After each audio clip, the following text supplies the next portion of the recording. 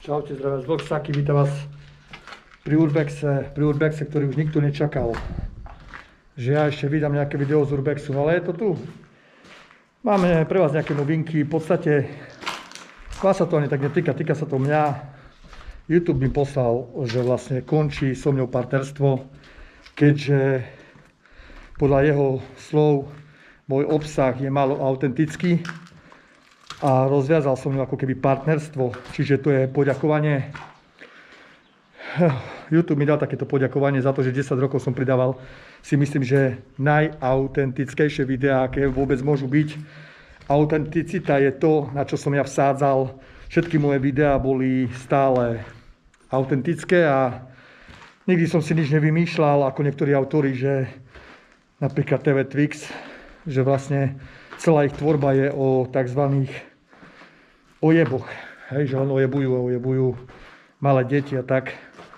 No a pointa je, že rozhazali so mňou ako partnerstvo a že mám nejaký čas na odvolanie a 90 dní mám na to, aby som sa odvolal, lebo o 90 dní sa môžem vlastne odvolať. Preto som aj pomázal niektoré videá, lebo priznávam, že som zahlcoval kanál sračkami, dá sa povedať. A to bol asi aj dôvod, Robo to nejak vyhodnotil, že to sa mu proste nepáči a nič sa nedeje. Nič sa také nedeje, vole. Ale je to trošku ma to zabolalo, hej, lebo ja si myslím, že ja som jeden z tých tvorcov, ktorý by mal práve že byť odmenený nejakou formou a nie, že vlastne oni ešte proste mi dajú polena pod nohy, že taký vysmejú sa mi ako keby za moju tvorbu, hej. Úplne ma vysmiali sa mi, ešte by tam napísali, že môj obsah neprináša ako žiadne nejaké užitočné veci, že chýba tomu nejaké vzdelávací potom alebo niečo také, hej. Ako vzdelávací potom tomu chýba. Však ja ako sa pozriem, ja vám to prečítam vám to, mám to vlastne v telefóne, idem sa to pozrieť, vám to prečítam a toto video pravdepodobne dám pre členov a možno ani ne. Však už v podstate to je tak jedno. Čo mi to oni napísali? A už aj nie, kde mám telefón. Šajze. Kde mám telefón? Že som dal... A tu je. Dobre. Pozrieme sa na to, čo mi to napísali, to tí kreténi. Sekunda. Dospeli sme k záveru, že váš kanál už nespĺňa podmienky.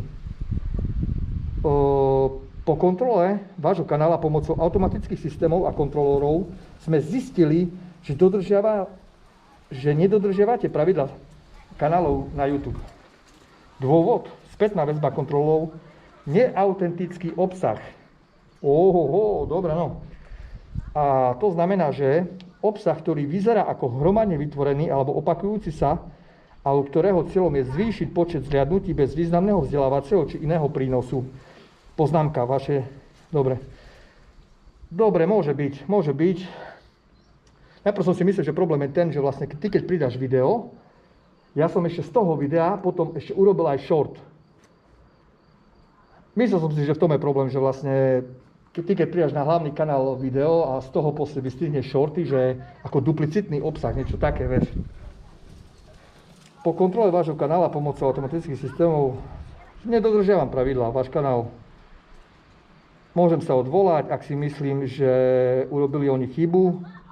Čo si asi ani nemyslím. Asi som tam mal strašne veľa tých stráčiek, hlavne pri shortoch. Hádzal som tam kadečo. Takže asi mali pravdu. Ja som zmazal 95 000 shortov, ktoré som mal na kanáli. Zostali mi tam dve. Prečistuje pomaly kanál. Myslím si, že bude problém aj v tých oživovaných fotografiách, čo som pridal, tie staré historické oživované fotografie, keďže oni to berú ako, že to nie je môj výtvor, že to vytvorila umelá inteligencia, tak to berú, čiže darmo, že sa to ľuďom páčilo, alebo že proste pozitívne odozvy. Nie, oni to nemajú radi proste. Celkovo YouTube ide proti umelej inteligencii, čo na jednej strane akože aj celkom chválim, ale som si to zlízol ja, hej. No, že vlastne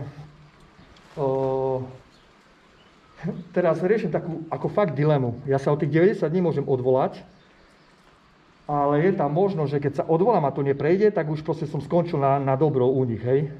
A si myslím si, že normálne tie videá, ktoré oživovačky som robil, že keď chcem, aby mi kanál spĺňal podmienky, ich budem normálne nútený zmazať. A môžem si vybrať, buď kanál nechám tak, jak ti je, a neriešim nič, a nie som partner YouTube a nič proste, alebo videá zmažem a stanem sa partnerom YouTube, vieš. A budem zase točiť takéto videá. Sám neviem, uvidíme. Možno by nebol problém, možno keby som tie videá si stiahol, tie oživované fotografie, a niečo som tam rozprával v tých videách, že história Košic a tak, hej. Ono potom, jak sa odvolám o tých 90 dní, tak sa reálne na môj kanál pozrie nejaký reálny človek. Zatiaľ ma hodnotí len robot. A ten človek sa pozrie na kanál a je na ňom, ako sa rozhodne, ale ako niekedy už aj normálne ľutujem, že som vôbec začal na tej platforme tvoriť. Možno fakt, keby som v tých začiatkoch začal tvoriť na nejakej inej platforme, a som úplne niekde inde. To je hrozné proste, to je hrozné. A tu mi dali podmienky, že musím splniť 4000 hodín pozerania za posledný rok musím mať. Až vtedy sa vlastne môžem odvolať, až keď budem mať 4000 na pozeraných hodín. Čo nie je také ľahké, keďže ja už mám aj slabé čísla a všetko. Takže svojím spôsobom je to špatný, vole, je to špatný, to ti budú žíkať. Lenže zase na druhej strane, jak sa vraví, už dávno to tak neriešim toto, lebo som prišiel na to, že nemá to význam. Nemá to význam. Už to beriem len tak for fun. No, dúfam, že som vás nejak extra neobťažoval. A prajem vám pekný deň. Čaute, zdravím vás, Boxaky.